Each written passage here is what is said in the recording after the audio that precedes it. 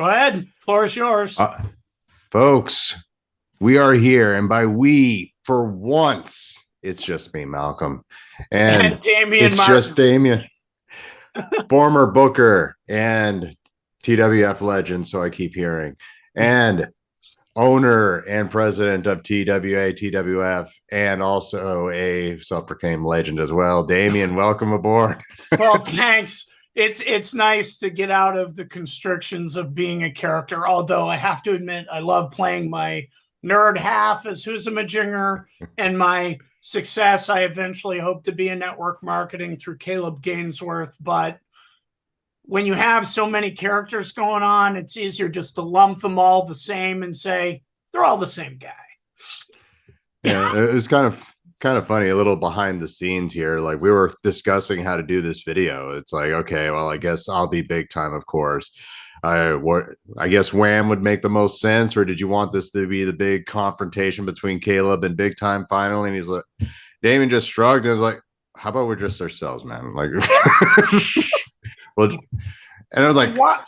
Sir, I don't mean to cut you off. You guys, audience members, you watch TWA, you watch TWF, and you watch me and the guy right above me right now at each other's throats all the time. We were roommates, and we're best friends. We've always been best friends. And the reason our dynamic worked in the ring and outside the ring is because we are still best friends. Believe it or not, and that a small change, small correction. We were not always. We actually hated each other before we met. We had a bad fight online, and we swore that we were like, okay, we were meeting because of a mutual friend, and we swore, okay, we'll keep it civil. We clearly don't like each other.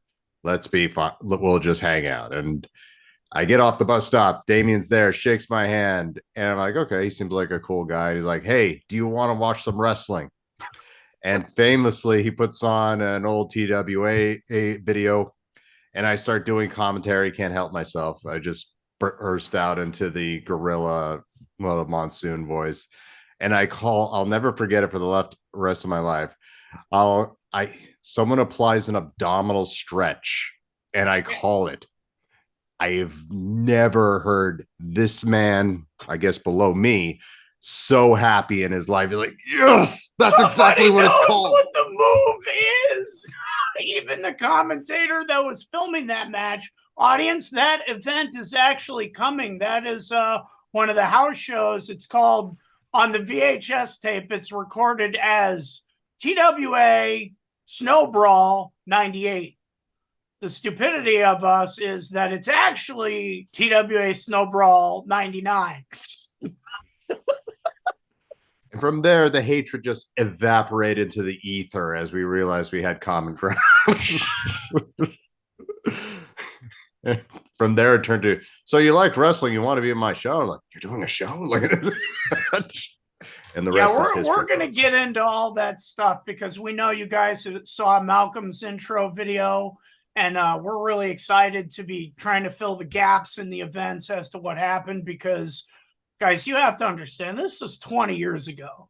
Some of my friends are like, I think you're going through a midlife crisis. And I'm like, no, I just want to be cool on the internet.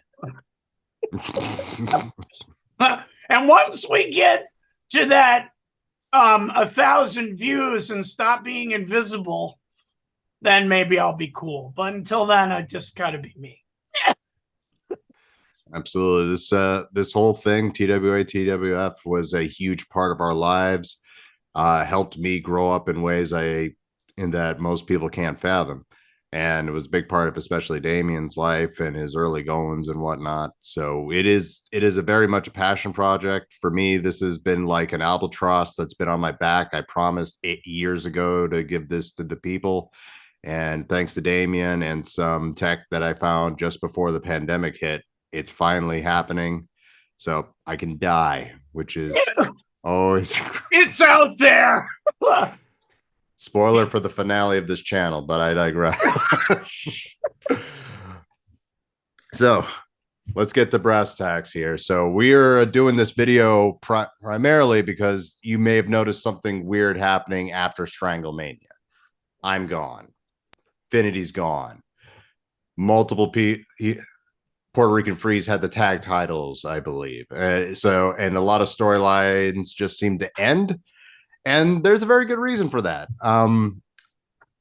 It's Chuck. That's my nickname for Damian. It's fine.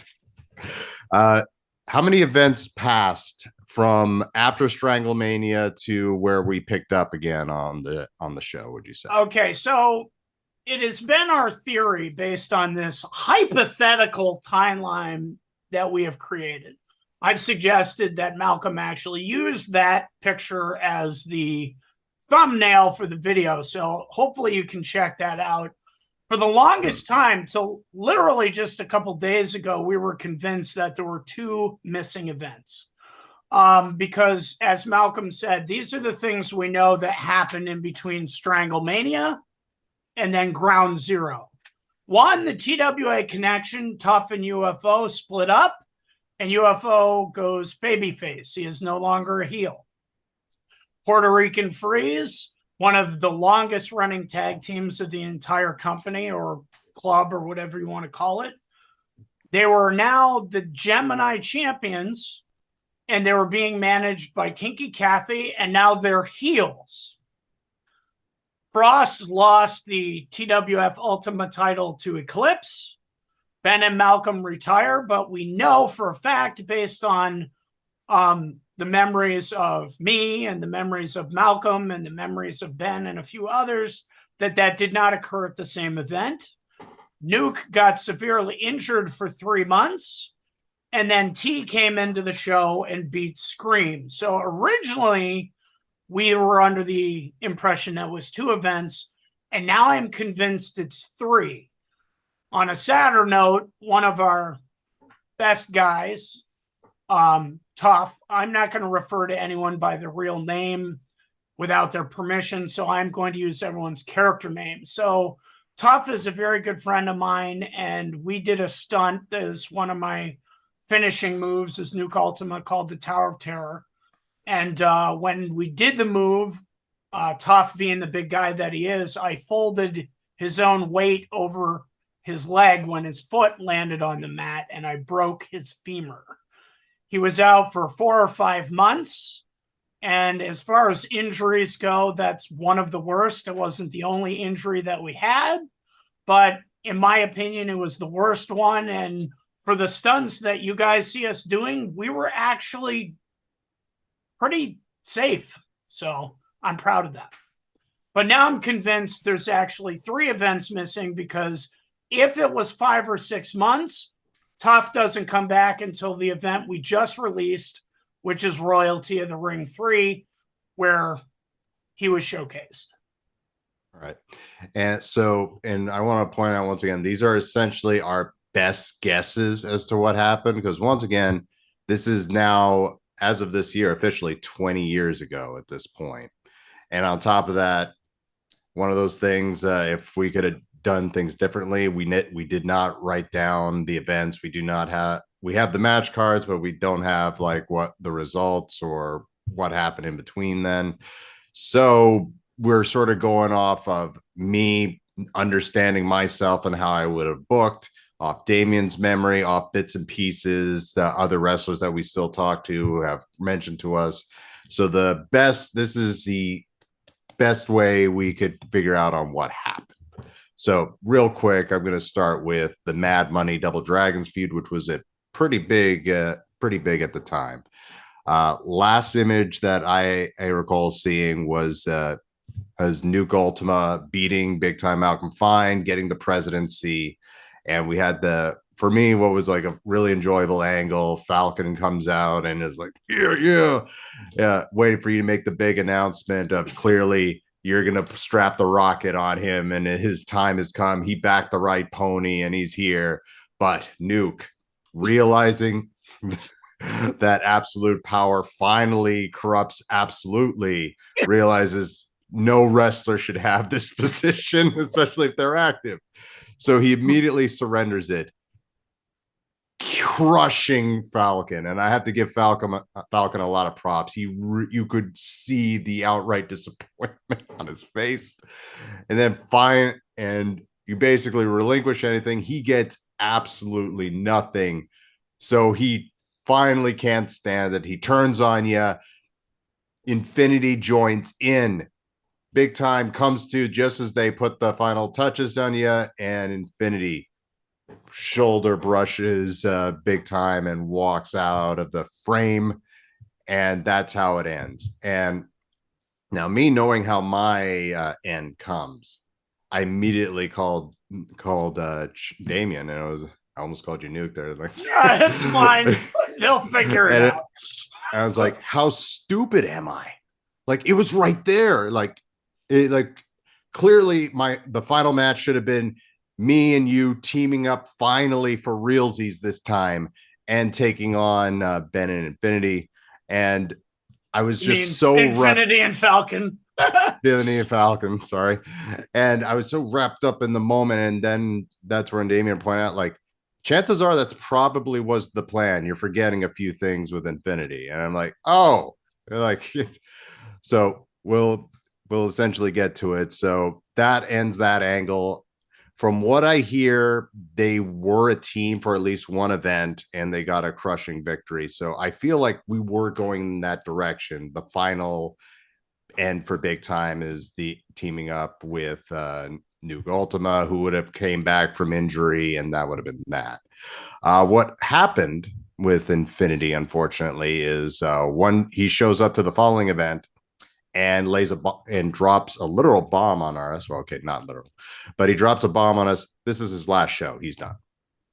Yeah, the stipulations of that will never be released, but I think one of the questions that was asked, if I remember the list, was there any backstage drama?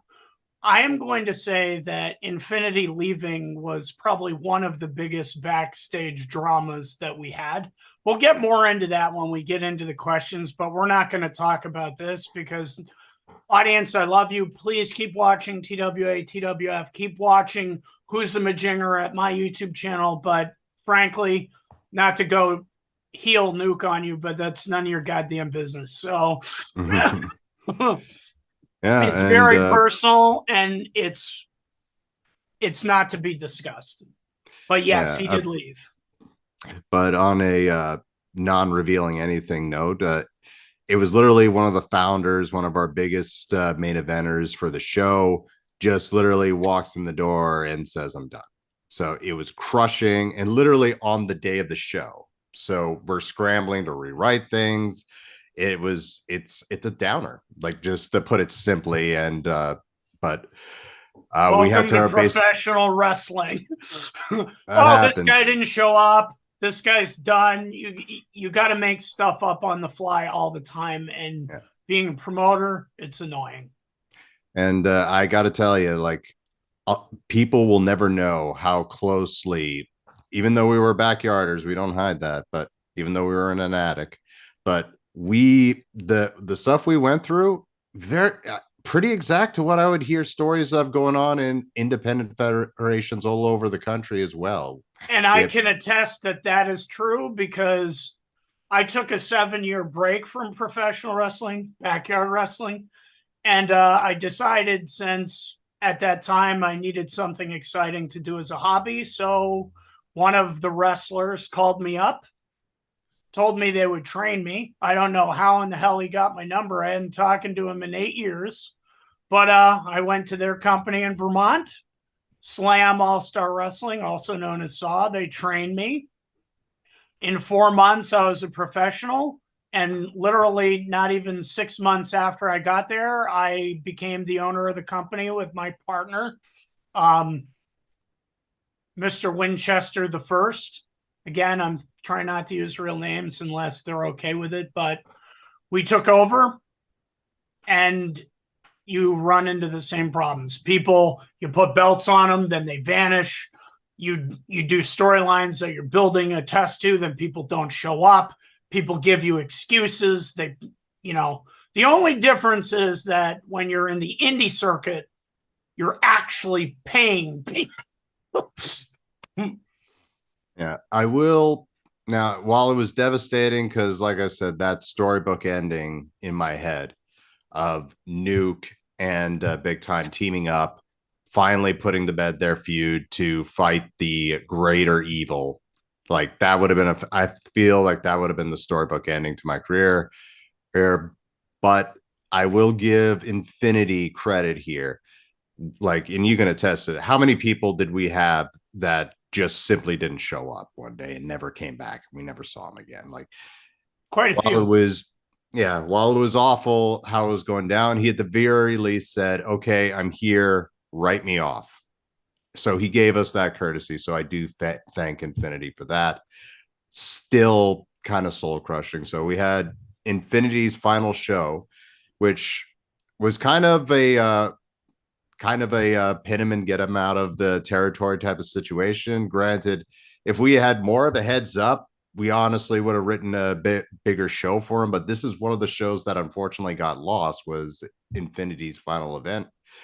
From what I can remember, the show opens with him blaming Big Time, blaming Nuke, blaming TWF itself for where he was in the card. He felt he deserved to be higher. He was also pissed off at Big Time for losing the presidency and his power, which he was enjoying using.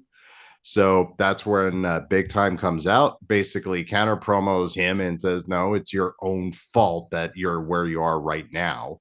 You're the loser here. And that set up the matchup between him and Big Time later in the show. There was also a backstage segment where he bumps into Scatman, who is, I believe, who is upset at him for injuring his brother, which set up a matchup with him later on the show for the Ultimate title. No, I believe that would have been the Legacy title.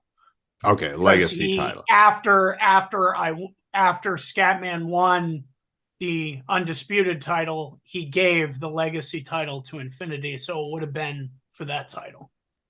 Yeah, so it was one maybe a bit for attacking Nuke, because I never know if your characters are feuding or not. And also at one point he specifically spits on TWA. You don't do that with Scatman. So they have the match for the Legacy title. We figured it was the best way to send him out, ending the chapter between Mad Money and also facing Scatman, who wins the Legacy title. Big Time and Infinity have a really, really good match. I know that sounds like I'm tooting my own horn, but people have said it was great. One of the things the audience doesn't know is that Ben did something really out of character.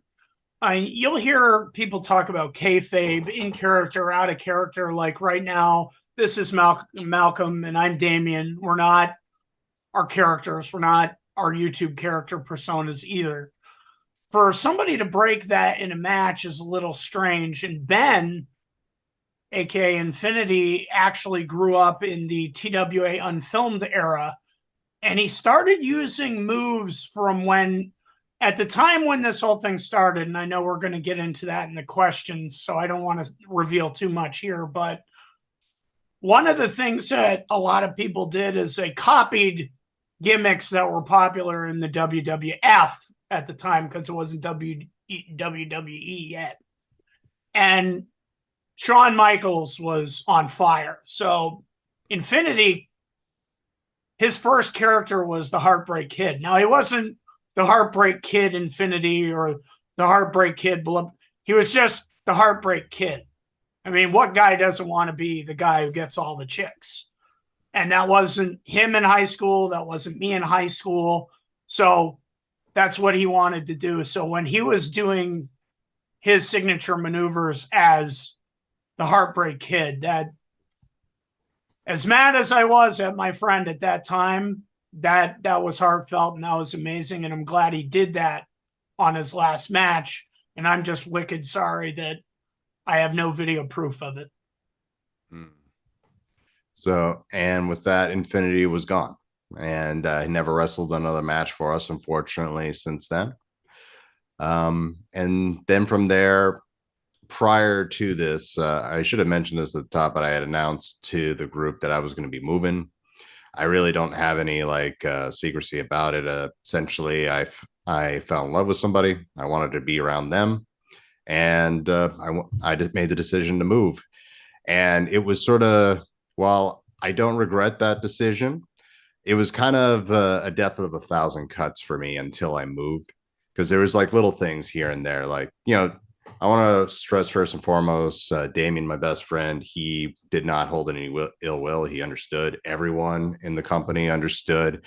They didn't, it sucked that I was going, and I will admit it sucked too. But it had to be, it was done. And little things, and at first it seemed like I was okay, and then like little things would happen. Like the day after, I told Damian, like, all right, so I'm going to be taking care of booking from now on. And I'm like, what? They're like, yeah, you're going to be moving. I'm like, oh, yeah, you're right.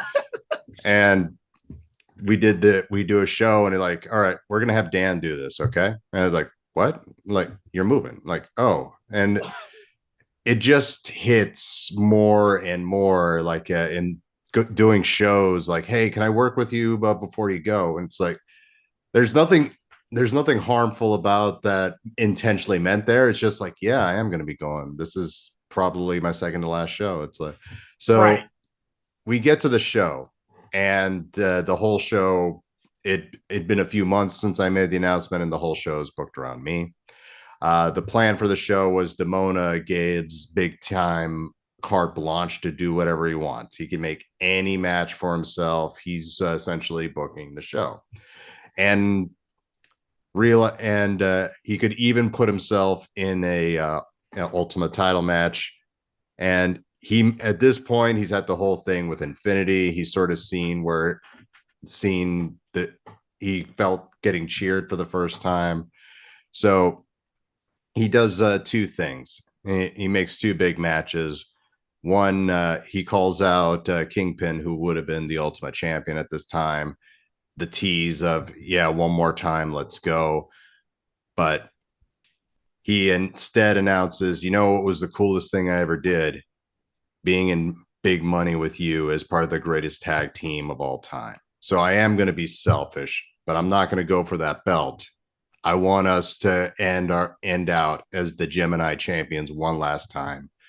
And Kingpin thinks about it, but they embrace, and they go for the titles later against Puerto Rican Freeze. More on them later, but they would have been the tag team champions at this time. Good back and forth, and it looks like the faces are going to prevail. But then Black Guys just grabs a chair, nails Big Time in the face with it, and gets DQ'd. And Big Money wins their final match, but they don't get the belts. Heat on the bad guys for costing them the moment. Yada yada. And then he also makes an announcement in that same promo for what would become, I feel like, a match that's gone down in legend just because of how much it's talked about, but we'll never ever be able to see, sadly. And that's the 5 Wheels of Death match, which essentially this was Big Time also being a little selfish in that he was going to create the biggest match in the history of TWF, and he was going to win it. So it is a 5-man elimination match. It's him, his eternal nemesis, Nuke Ultima, of course, Miz, fantastic guy in the company, a Road Todd, who is someone I'd always wanted to make sure, or always wanted to wrestle, but never got a chance to, and of course, BJ. So the match goes down. I make sure to book myself that I pin BJ first. Out he goes. More on him a little later in the question segment. After that, what I've decided, my prevailing theory on what happens is Miz, after some time, Miz eliminates Road Todd. Figured that would be the best booking sense because Miz was on the rise. Him eliminating Road Todd would be a fun little boost for him. Then Miz goes on a tear. He starts going after both Nuke and Big Time, but finally Big Time catches him. Big Time drop. Nuke does 450 off the top rope. The one time they hit a double team move, and he's eliminated. Big boost for Miz. It took the two biggest guys finally working together to get rid of him. And then we have the finals. Get rid of him. He's gone. He's dead. He was 18. And then it's down to Nuke and BT, as it tends to be. And I want to throw this out there because, you know, there's some things that are said, and I want to stress that Damian came up to me and he said, "This is your last show. What do you want to do?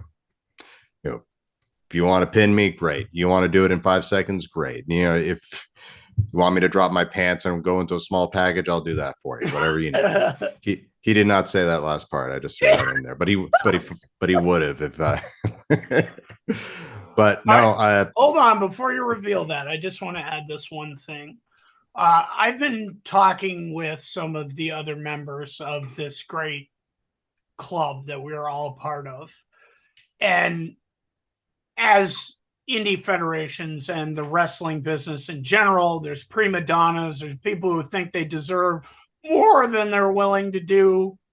I want the best titles. I'm not going to practice. I'm not going to train, but I'm so-and-so, so I should have this and I should have that.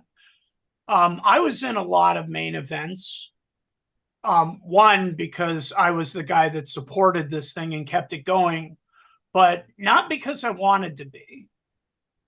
Where I was on the card never mattered. And if you watch TWA to TWF and you watch those free previews on Malcolm's channel, you're going to notice that I was in the mid card for a long time as these high-end characters.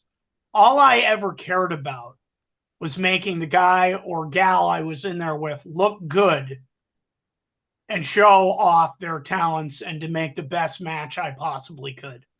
I was more interested in the story than who got the gold, who got the attention, blah, blah, blah. Now, back to you. All right. The way I looked at it, you know, Nuke, of course, or Damian, of course, was still going to be with the company. You know, let's build him for that big face run. I'm sure he's going to go beyond right afterwards. And, you know, I'm leaving the territory, so to speak. So it made sense that I was the guy who got pinned. I got pinned, and we have this moment. And I remember this being the point where I just couldn't take it anymore. And I just sort of collapsed in the ring. And as the weight of this was my last show hit me, I got the big time chance one last time. And that was the end of my career, or so I thought. But hey, you're not done yet. We're not done with you yet. Oh no. Here, I'll throw you a hibiscus and buy you a bus ticket. You're coming back. And we're doing the battle royal. We need a 30th guy. Come on. But I'll yeah, put you in there with screams so you can show us what you're made of now that you missed 3 events. And that is primarily what I remember of the show. And mainly due to the fact that, you know, I was just a rage of emotions back then. But that was, and then from there, that was the end, at least as far as I can remember. The one thing I will add is Puerto Rican Freeze, we were talking about Mandela effects before we started recording the show. We Mandela'd during the TWF that Puerto Rican Freeze were multiple tag team champions. They're like, yeah, they're one of the most popular acts on the show. Of course, they're tag team champions. Yeah, they've been around. Champions. They've been one of the longest running tag teams. And then it was at a meeting where somebody mentioned, like, well, why doesn't Puerto Rican Freeze get the next title shot? I mean, they've never won the titles after all. And we were like, what are you talking about? Of course they've been like, of course they've had the titles. It's like, so we literally spent all night going through, like, from when they debuted to today. And we're like, they never won. We never gave them the bloody belts. Like, so this is how we booked it. TWA Connection, as you may recall, had just destroyed the Double Dragons to win the titles. So we basically mapped it out, the match, like this. This is my theory. The match comes in. Puerto Rican Freeze are the faces. TWA Connection, they're the heels defending the titles. During the match, Tough wants to cheat, keeps going for weapons and whatnot throughout the match and taking shortcuts while Puerto Rican Freeze is like trying to win.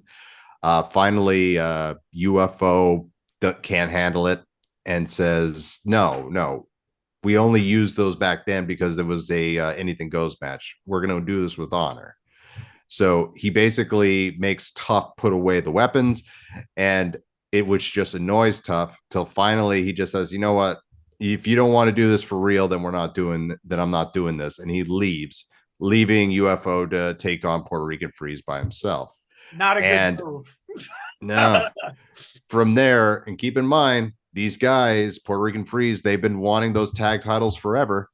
They just start laying it in, and they get more and more and more vicious, and they double team, taking shortcuts. Iron Claw is like attacking him from outside of the ring while the ref is looking at Black Ice. And slowly the crowd starts to root for UFO and turn on Puerto Rican Freeze. Then finally, Iron Claw grabs a chair and nails him in the back while the ref's back is turned. Iron Claw runs over, immediately pins him, grabbing the tights, getting the win. They finally get that big win, but they've lost the crowd. And you know what? That's fine. And yeah, we got our titles. We don't need the crowd. Ready. Okay, audience, when Malcolm and I are recording this, we actually see each other. Malcolm's above me and I'm below him. But what you're watching now on YouTube is actually we're across each other. So ignore us when we're saying up here or whatever. Anyway, yeah. But anyway, that's how Puerto Rican Freeze won the Gemini tag titles finally. I do apologize to Iron Claw and Black Ice. That's our bad. This is one of the reasons we should have wrote this stuff down and had like a binder or something like that so we can check. But yeah, they finally get the belts that they so richly deserved.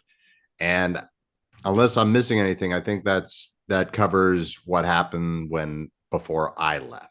Yeah. So unfortunately, there isn't a whole lot to cover for the possibility of the third missing event. Now, in the editing of these videos, which I have some experience in the editing. I've been doing it for a number of years. So Malcolm has had me running the editing and adding the graphics, as I'm a graphic designer also. So I've been doing all this stuff for these guys, and we'll get into that in the question area. But the problem is we don't remember everything that was happening. So the other stuff is Nuke gets injured for 3 months. I don't remember that, but at Ground Zero, they talk about it. So I must have brought Scatman back again, who is Nuke Ultima's brother. It's amazing, and we resemble each other so much so. Oh, wait, because they're the same guy. But we still have them feuding, and that's beautiful. It's absolutely beautiful. But anyway, our mascot was stolen from a horror series. You guys know him and love him as Scream.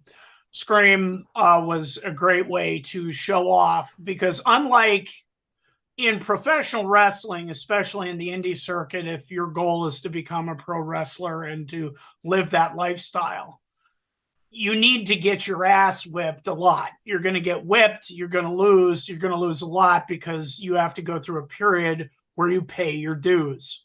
You have to earn respect of the people that you're in the locker room with and work your way up.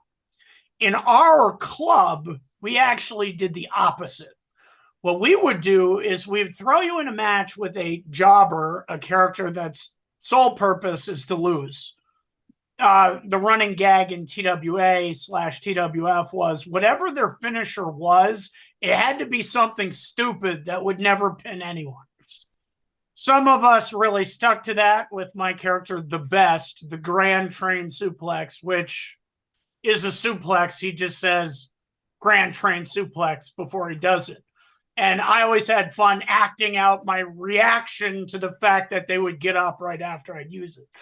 that was a running gag. But eventually, when we rebranded as TWF, it was all about Scream. And I think Scream added a lot to the card. But what would happen is we'd be like, oh, okay, my name's Blaze. I was introduced by so-and-so. I'm going to be wrestling here. He'd be like, okay, great. We're going to train you. You're going to learn the bumps that you need to know how to communicate so it's not so obvious. And as you guys watch the videos, you can see even Malcolm and I sucked at that.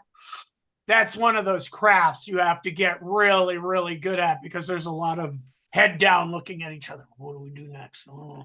Okay. But we would put you in there with Scream so you could show us what you could do. So you got to showcase everything that you wanted your character to be about. So T came in that time period and he wrestled Scream. And then, of course, Toph's femur was broken. And that'll line us up to Ground Zero. And you guys can watch what happens from Ground Zero to Haunted Happenings 3, which is where we have our next gap.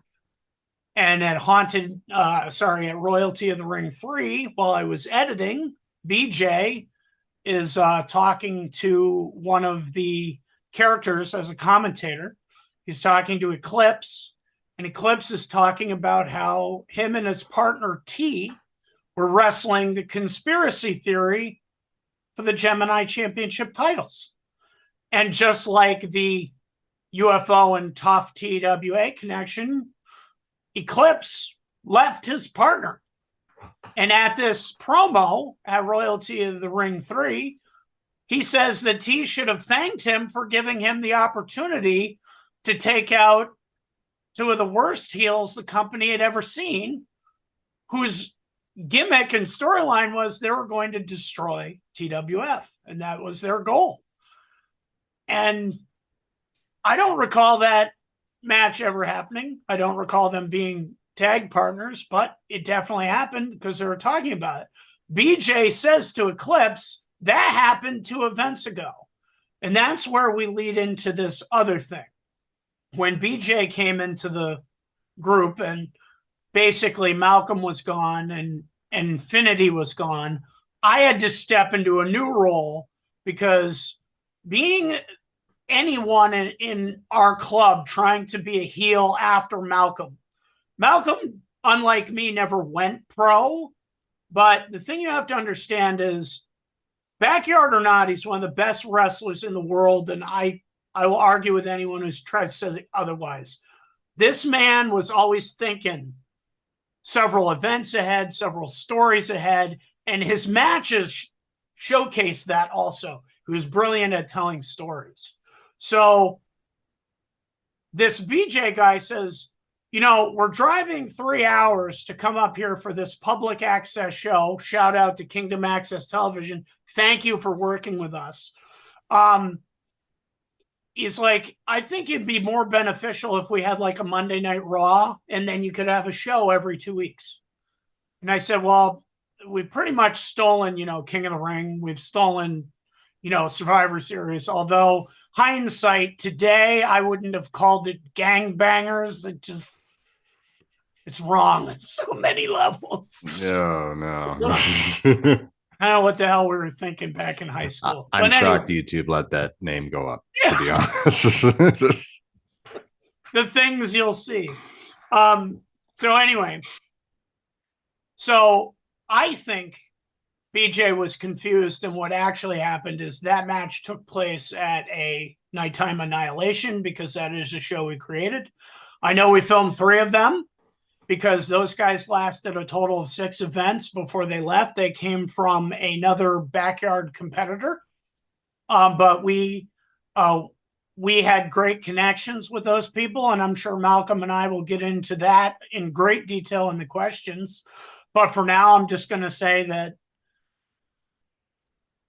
they came in, they had some great ideas, but by then our guys were on the decline. We didn't know it at the time, but that last storyline of conspiracy theory destroying TWF, we had no idea behind the scenes that was actually happening. And we'll get into that a little bit more later on. But those things transpired. BJ started building an army.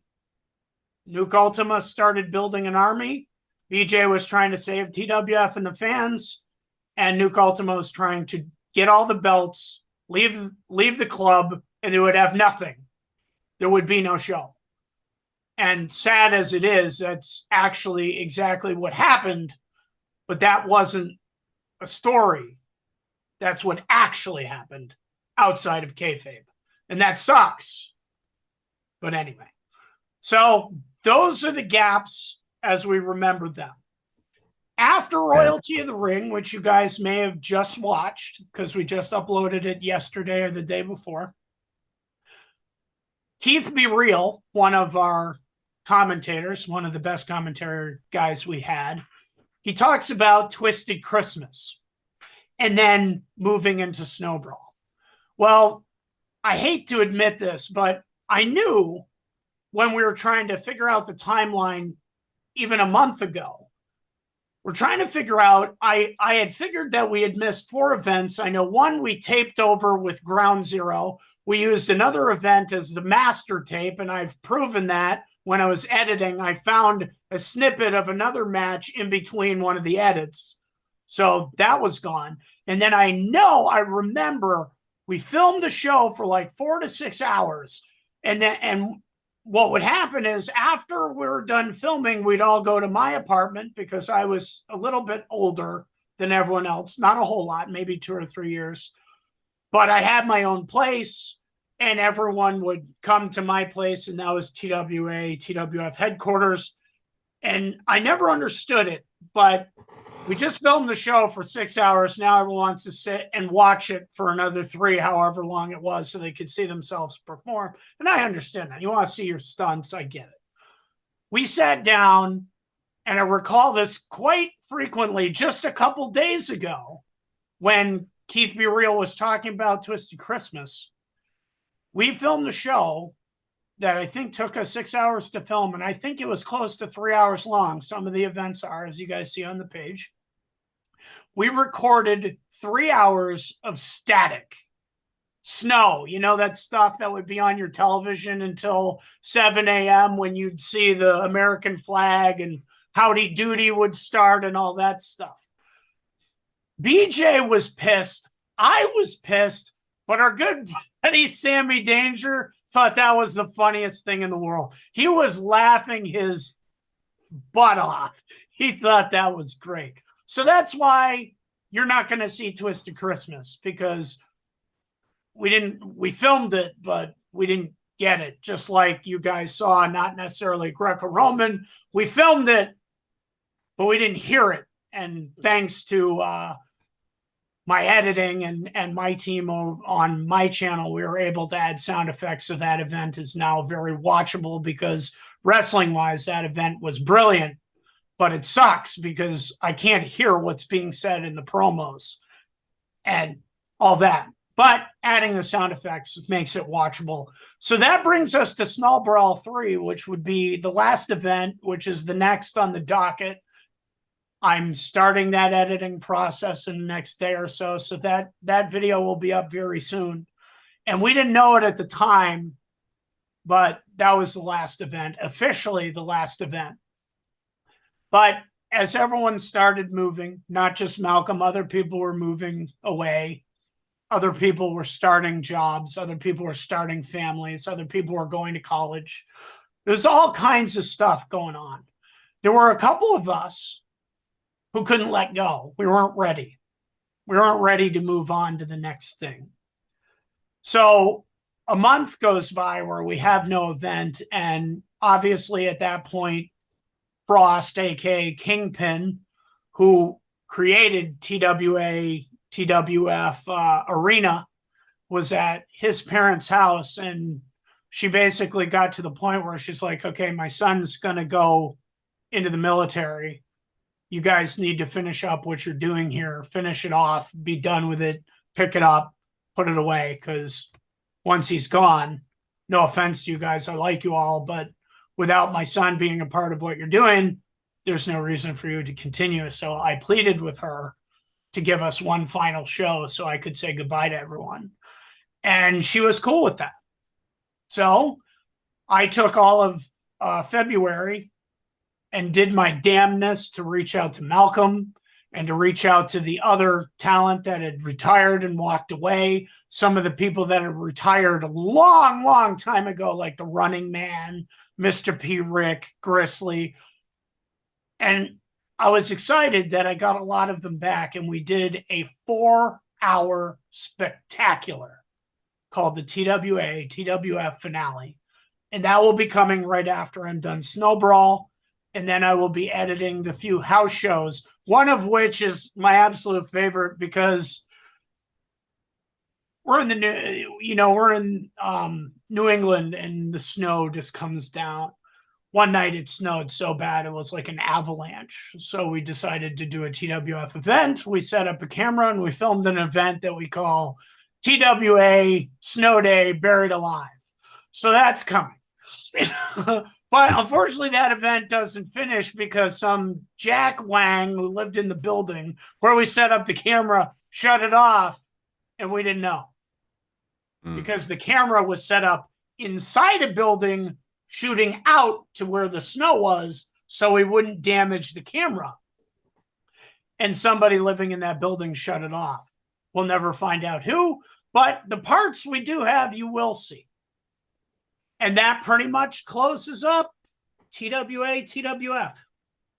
Yeah. So if you have any final comments, Malcolm, maybe now's the time, and then we can get into all of our fans' questions because I'm excited about the questions. Yeah. Like I said, we do have some additional stuff afterwards, like that episode, what we refer to as episode 0, which was like the 2 actual film stuff from the unfilmed era can go up there, which will be fun, which includes, in my opinion, the worst main event in the history of TWF.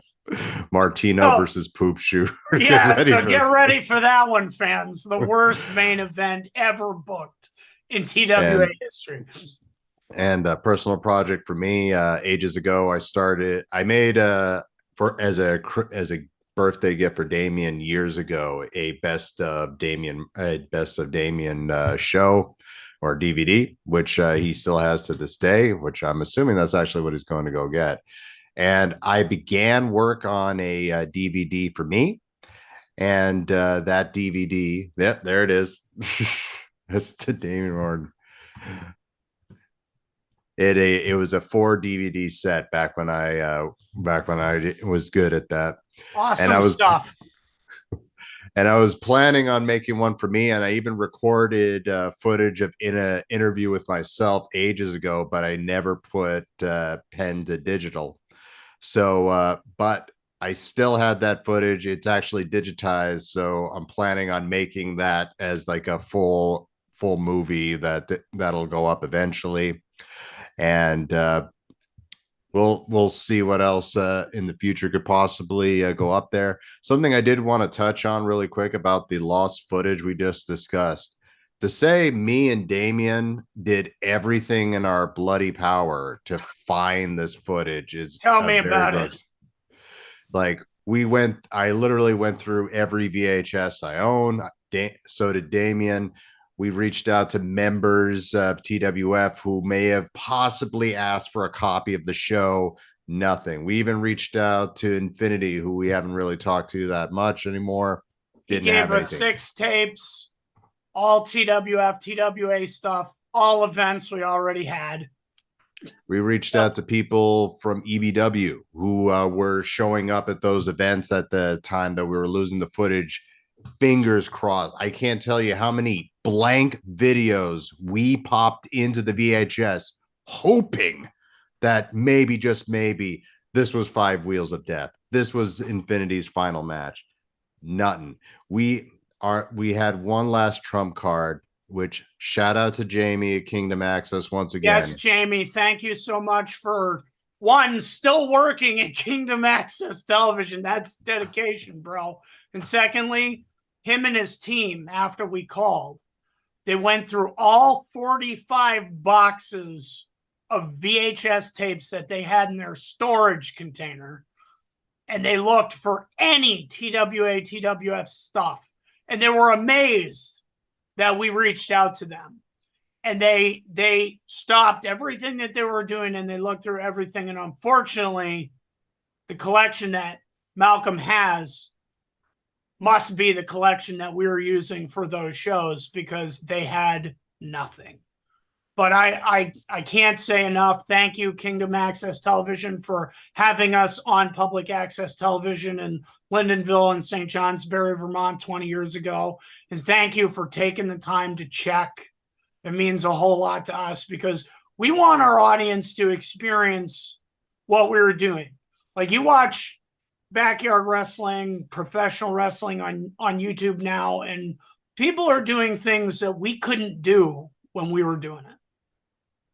But I still maintain that TWA, TWF does something better than any of our competitors when we were doing it. Any of the independent circuits that I've worked with since I went pro, and the stories and things that I see in backyard feds that are a big deal on YouTube now, they all suck at telling stories. All of them. They all suck. Now, don't come to the channel and start complaining, blah, blah, blah. I'm comparing where we were at then with where you're at now. I mean, you guys are phenomenal. We got people in backyards with actual rings. You guys are awesome. I wish I had a ring back then. Imagine what we could have done had we had rings, had multiple cameras, had digital, had TikTok. Oh, I met TWF if it was today. Good Lord. Or like, I also want to thank Jamie. Like, in many ways, the reason he is the reason we're on YouTube. Like, because when we started up with him, when we got this idea for putting it up there, he was the guy who said, not that we were tremendously bad at this at the time, but he was like, hey, I know some cursing here. You may want to, if you want a good time slot, you're going to want to stop doing that. So we took that to heart. We made it a mandate. Okay, no cursing going forward. You can get your point across without saying the F word or what have you. And little did we know, 20 years later, YouTube would be a thing.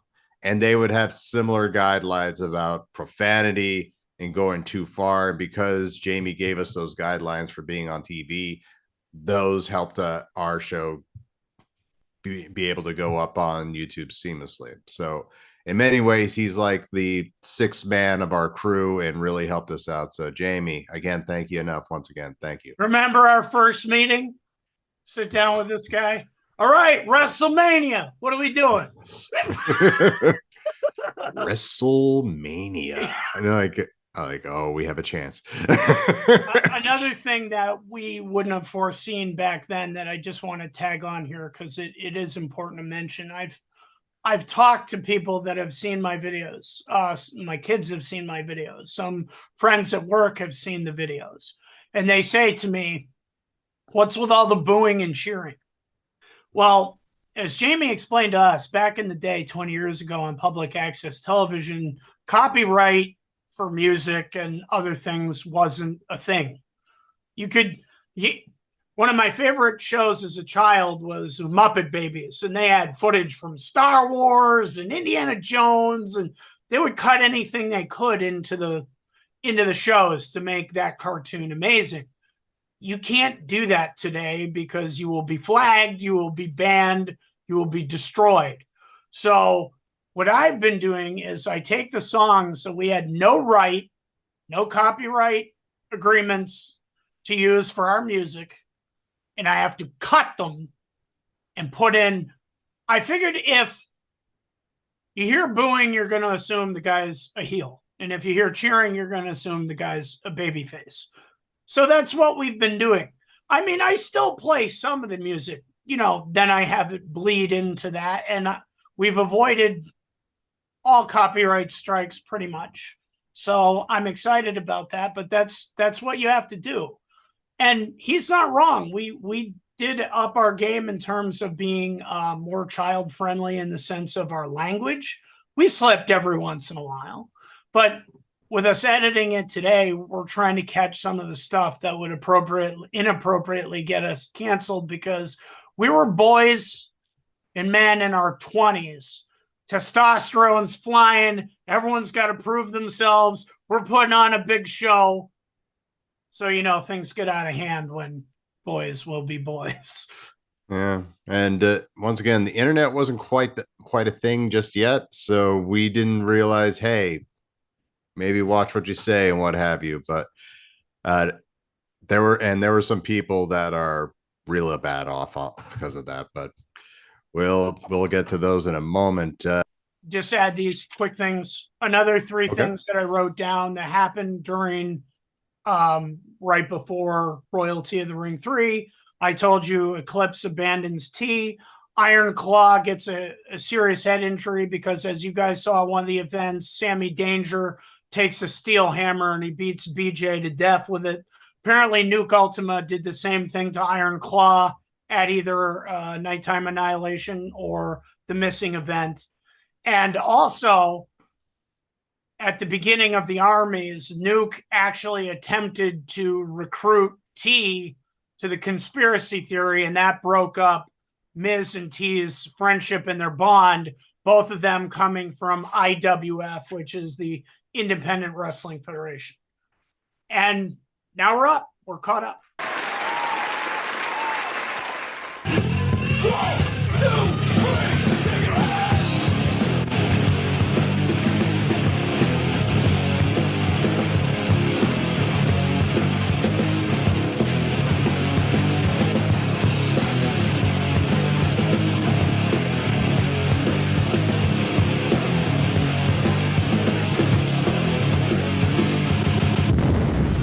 Watch this.